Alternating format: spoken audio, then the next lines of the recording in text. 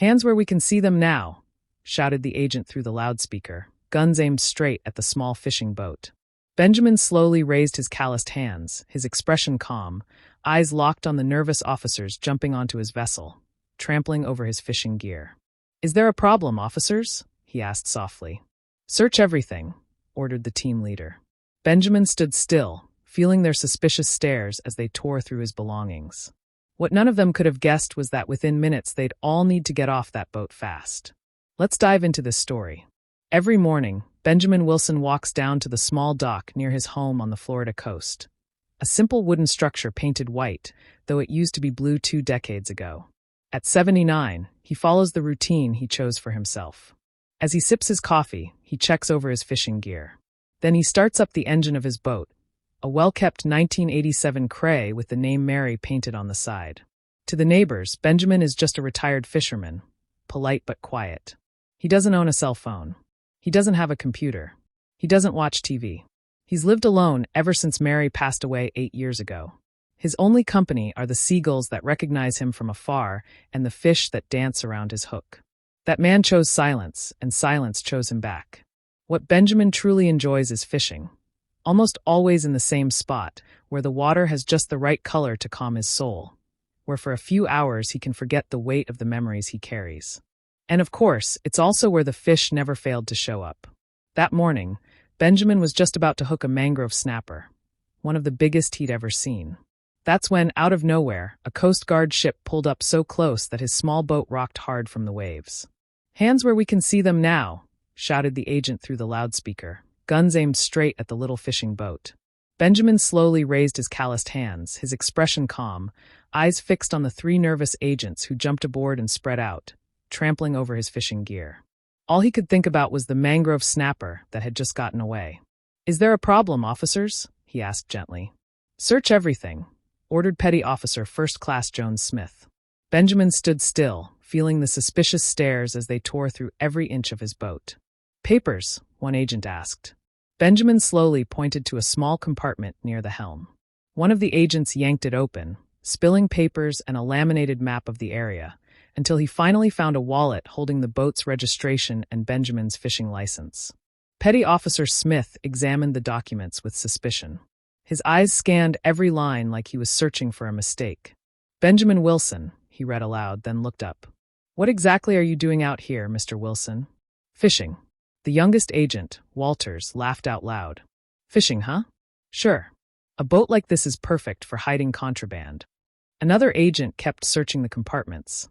He knocked over the tackle box, scattering its contents across the seats. He shoved the coffee thermos, which rolled and hit the side of the boat with a dull thud. Benjamin remained standing, watching his few belongings get tossed around.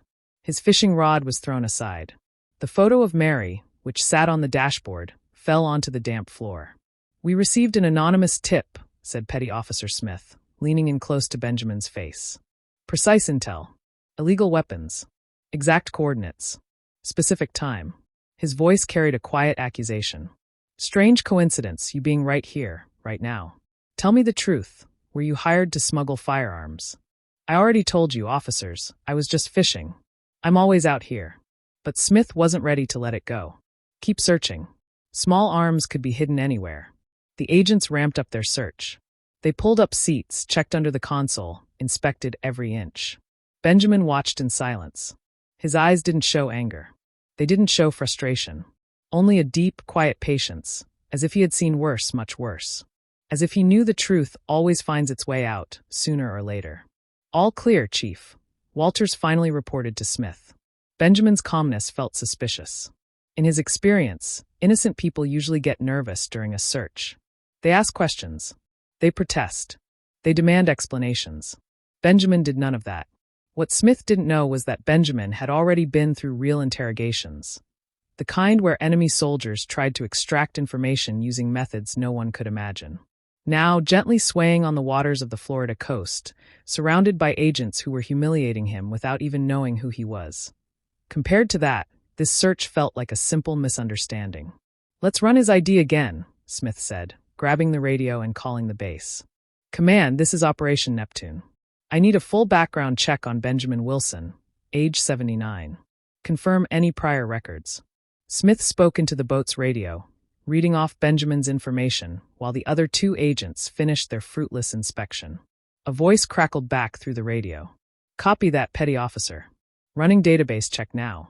Meanwhile, Benjamin kept his gaze on the sea and on the photo of Mary lying face down on the floor of the boat. Until the response came. The radio crackled.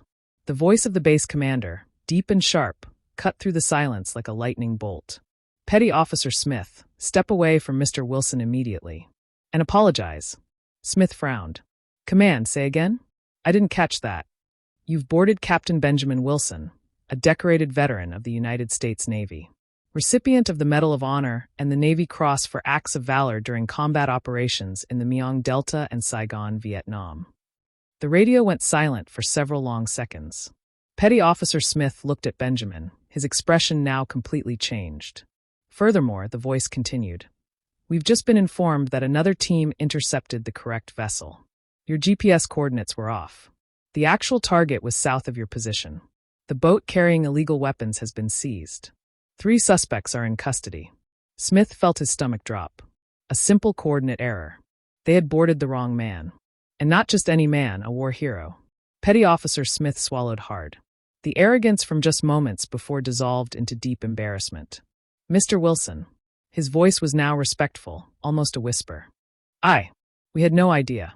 Benjamin looked at him without a word. There was no anger in his eyes, no need for revenge. Only a deep stillness that made the agents even more uneasy. Captain Wilson, Smith corrected himself, voice low. My sincere apologies. This was a serious misunderstanding. Benjamin finally spoke. May I have my wallet back? Smith handed him the documents with trembling hands, then turned to his team.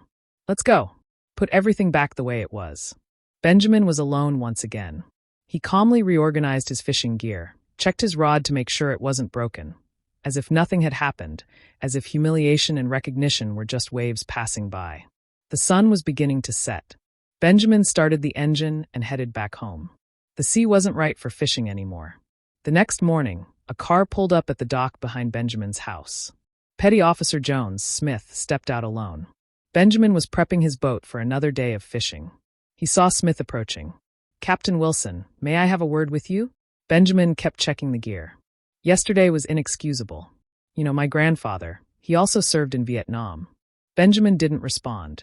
He simply nodded slightly as if to say, go on.